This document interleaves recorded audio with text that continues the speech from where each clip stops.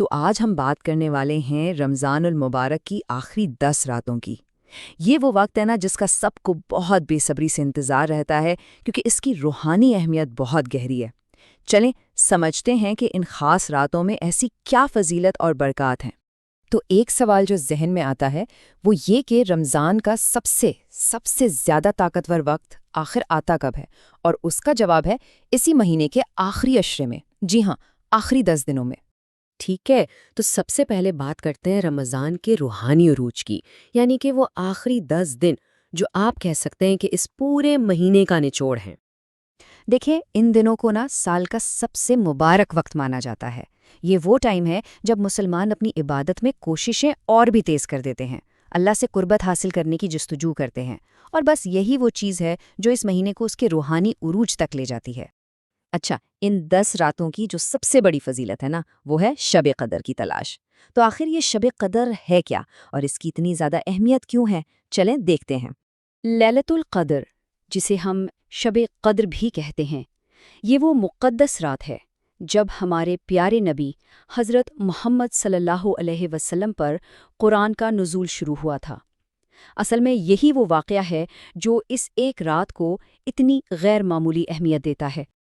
اور اس رات کی عظمت کا اندازہ صرف اس ایک بات سے لگایا جا سکتا ہے کہ قرآن میں فرمایا گیا ہے کہ یہ ایک رات، صرف ایک رات 1000 مہینوں سے بہتر ہے۔ یہ بات خود اس کی غیر معمولی قدر و منزلت کو بالکل واضح کر دیتی ہے۔ اس رات کی برکات کیا ہے؟ قرآن کا نزول اسی رات شروع ہوا، فرشتے زمین پر اترتے ہیں، اللہ کی رحمت اور برکتیں بہت زیادہ ہوتی ہیں، اور جو بھی عبادت کی جائے اس کا اجر بے پناہ ملتا ہے۔ بس یہی وجہ ہے کہ لوگ ان آخری 10 راتوں میں اس ایک رات کو ڈھونڈنے کی ہر ممکن کوشش کرتے ہیں۔ تو ظاہر ہے جب شب قدر کی اتنی اہمیت ہے تو اس کی تلاش میں عبادت خود بخود بڑھ جاتی ہے۔ تو چلیں اب یہ جانتے ہیں کہ ان دنوں میں کون سی خاص عبادات ہیں جن پر زیادہ زور دیا جاتا ہے۔ تو عبادت بڑھائی کیسے جائے؟ سب سے پہلے تو اضافی نمازیں جیسے تراویح اور خاص طور پر تہجد کا اہتمام کیا جاتا ہے تاکہ اللہ سے تعلق اور مضبوط ہو۔ پھر قرآن کی تلاوت بھی بہت زیادہ بڑھا دی جاتی ہے، ساتھ ہی ہر وقت ذکر اور دعا میں مشغول رہنے کی کوشش ہوتی ہے، اور یہ سب کچھ اصل میں ہمارے پیارے نبی صلی اللہ علیہ وسلم کی سنت کی پیروی ہے، کیونکہ وہ خود بھی ان دنوں میں اپنی عبادت بہت بڑھا دیا کرتے تھے۔ اچھا، انہی دنوں کی ایک بہت ہی خاص عبادت ہے اعتکاف۔ یہ اصل میں ایک روحانی خلوت کی طرح ہے، مطلب آخری 10 دنوں کے لیے مسجد میں بیٹھ جانا، دنیا سے خود کو بالکل الگ کر لینا اور اپنی پوری توجہ صرف اور صرف عبادت پر لگا دینا۔ تو اعتکاف کا مقصد کیا ہے؟ بہت سادہ ہے، دنیاوی معاملات کو کچھ وقت کے لیے بالکل پیچھے چھوڑ دینا اور روحانی تعلق کو مضبوطی سے تھام لینا۔ اس کا بس ایک ہی مقصد ہے، اللہ کے ساتھ ایک گہرا اور بنا کسی رکاوٹ کے تعلق قائم کرنا۔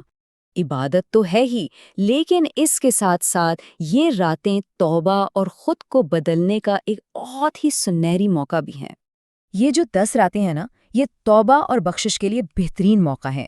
مطلب یہ وہ وقت ہے جب اپنے گناہوں کی معافی مانگنے اور زندگی میں ایک پازیٹیو شروعات کرنے پر خاص طور پر توجہ دی جاتی ہے۔ تو ان راتوں میں کچھ ذاتی اہداف بھی بن جاتے ہیں، جیسے کہ سچے دل سے ماضی کے گناہوں کی معافی مانگنا، اپنے آنے والے کل، اپنے مستقبل کے لیے اللہ سے رہنمائی مانگنا، اپنی اصلاح کی دعا کرنا اور اپنے کردار، اپنی عادتوں کو بہتر بنانے کی کوشش کرنا۔ تو آخر میں آئیے یہ دیکھتے ہیں کہ رمضان کا یہ جو آخری مرحلہ ہے، یہ ایک فرد اور پورے معاشرے پر کیا اثرات مرتب کرتا ہے۔ ان 10 راتوں کے جو پھل ہیں وہ ہمیں ذاتی اور معاشرتی دونوں سطحوں پر نظر آتے ہیں۔ اگر ایک فرد کی بات کریں تو یہ صبر اور تقویٰ کا کلائمیکس ہوتا ہے، ایک گہرا روحانی خود احتسابی کا موقع ملتا ہے، اور ساتھ ہی عید کی تیاری بھی ہوتی ہے۔ اور اگر معاشرے پر اس کے اثرات دیکھیں تو مسجد کی رونقیں بڑھ جاتی ہیں، لوگ دل کھول کر خیرات کرتے ہیں، اور خاندانوں میں بھی ایک دوسرے کو عبادت کی ترغیب دینے کا ماحول بن جاتا ہے۔ تو یہ آخری دن تیاری کا بھی وقت ہوتے ہیں۔ اسی دوران مسلمان اپنی ذمہ داریاں جیسے زکوٰۃ وغیرہ پوری کرتے ہیں، اور اس پورے بابرکت مہینے کی نعمتوں پر اللہ کا شکر بھی ادا کرتے ہیں۔ تو اگر ہم ساری بات کو سمیٹیں تو خلاصہ یہ ہے کہ آخری 10 راتیں کس چیز کا وقت ہے؟ شب قدر کو تلاش کرنے کا، نماز اور دعا کو بڑھانے کا، اپنے گناہوں سے معافی مانگنے کا، اعتکاف کی سنت پر عمل کرنے کا، ایک روحانی تبدیلی لانے کا، اور ہاں، عید الفطر کی تیاری کا۔ یہ ان سب چیزوں کا بہترین وقت ہے۔ اور آخر میں یہ ایک سوال سوچنے کے لیے رہ جاتا ہے کہ یہ 10 راتیں، ان میں کی گئی کوششیں اور عبادتیں کسی بھی انسان کی زندگی میں کتنی گہری اور مثبت تبدیلی لا سکتی ہیں۔